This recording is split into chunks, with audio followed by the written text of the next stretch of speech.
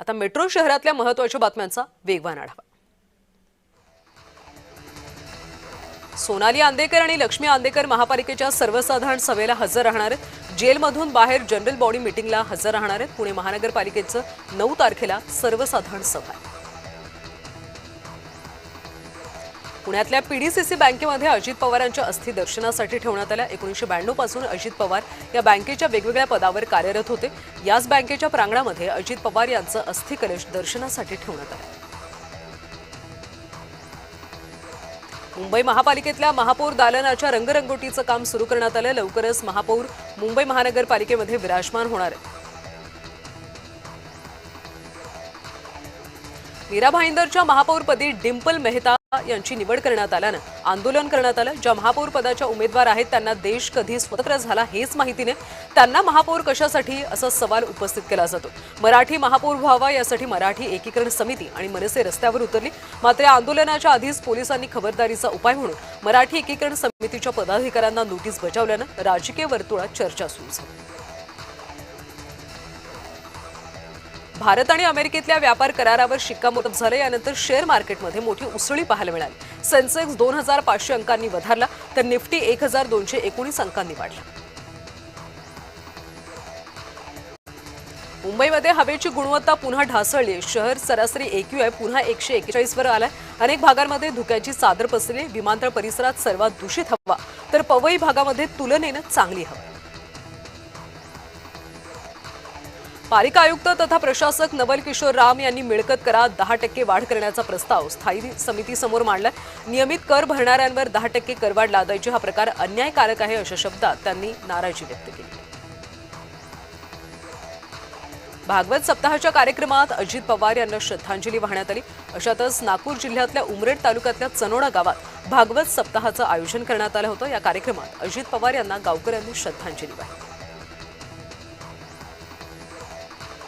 दक्षिण मुंबईतल्या 12,000 इमारतींची तपासणी केली जाणार आहे। या प्रक्रियेतून अतिधोकादायक इमारतींचा शोध घेण्याचा म्हाडाचा निर्णय। या कामासाठी खासगी कंपनीची नियुक्ती करून एप्रिलपासून तपासणीच्या कामाला सुरुवात होणार आहे। अंधेरी पश्चिमेतल्या लोखंडवाला परिसरामध्ये मेट्रो प्रकल्पाच्या कामामुळे मोठा गोंधळ झाला। 2023 पासून एका अंतर्गत रस्त्यावर जड गर्डर ठेवण्यात आले असून सुमारे 350 मीटरचा रस्ता आणि 2 लेन बंद आहे। गर्डरमुळे रस्त्याची मोठी दुरवस्था झाली। नाशिक जिल्हा न्यायालयामध्ये वकील न्यायाधीश आमने सामने आल्याचं पाहायला मिळालं। काही न्यायाधीशांच्या कार्यपद्धती विरोधात वकिलांनी संताप व्यक्त केला। नाशिकमध्ये जिल्हा आणि सत्र न्यायालयात वकिलांनी 1 दिवसाचं कामकाज बंद करत निषेध केला। विद्यापीठांच्या परीक्षांचं सुधारित वेळापत्रक जाहीर करण्यात आले। जिल्हा परिषदा निवडणुका आणि उपमुख्यमंत्री अजित पवार यांचं निधन झाल्यानं विद्यापीठाच्या हिवाळी सत्रातल्या परीक्षा पुढे ढकलण्यात आल्या होत्या। 9 आणि 10 फेब्रुवारी रोजी होणाऱ्या परीक्षा 23 ते 25 फेब्रुवारी दरम्यान पार पडणार आहेत। मुंबईकरांसाठी 238 नवीन AC लोकल आता दाखल होणार आहेत। त्या मेट्रोपेक्षा आधुनिक आणि आरामदायी असतील अशी माहिती रेल्वे मंत्री अश्विनी वैष्णव यांनी दिली। अर्थसंकल्पात महाराष्ट्रातल्या रेल्वे प्रवाशांसाठी 23,926 कोटींची तरतूद करण्यात आली आहे। सध्या राज्यामध्ये 1,70,000 कोटी रुपयांचे प्रकल्प सुरू असल्याची माहिती त्यांनी दिली। मेट्रो 4 मार्गिकेतला एक महत्त्वपूर्ण टप्पा आता पूर्ण झालाय। भांडूप इथं 325 मेट्रिक टनाचे 3 स्टील स्पॅन्स यशस्वीरित्या स्थापन करण्यात आले। मेट्रो 4 ही मार्गिका वडाळा, ठाणे, कासारवडवली अशी धावणार आहे।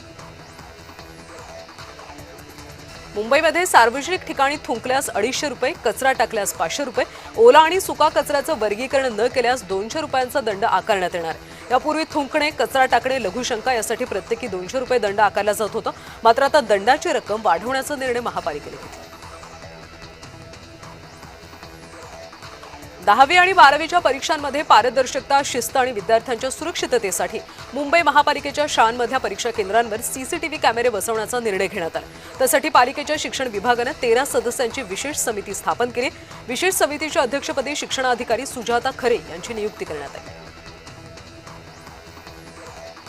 सर्वाधिक लोकप्रिय असलेलं WhatsApp आता लवकरच एक सशुल्क सदस्यता योजना सुरू करण्याच्या विचारात आहे। WhatsApp बीटा इन्फोनं या संबंधीचं वृत्त दिलं।